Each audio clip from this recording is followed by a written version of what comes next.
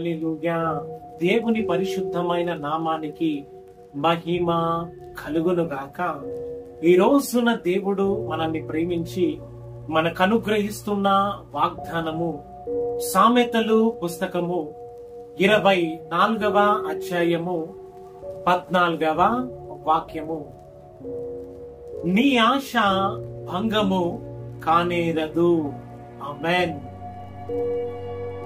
సర్వాధికారియు అనంత జ్ఞాని అయిన దేవుడు నిన్ను ప్రేమించి నీకు అనుగ్రహిస్తున్న వాగ్దానము. ఇక్కడ దేవాది దేవుడు జ్ఞాని అయిన సొలొమోను ద్వారా చేస్తున్న వాగ్దానము.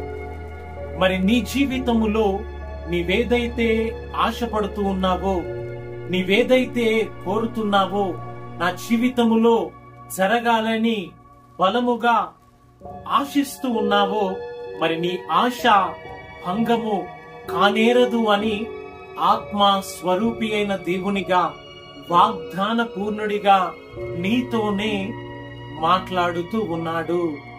హల్లెలూయా.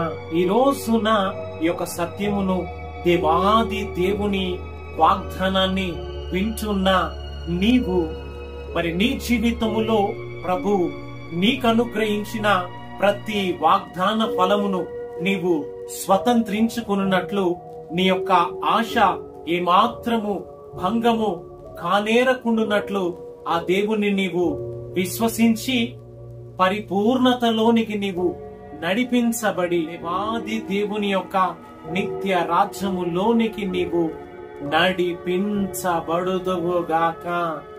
ఆమేన్. హల్లెలూయా.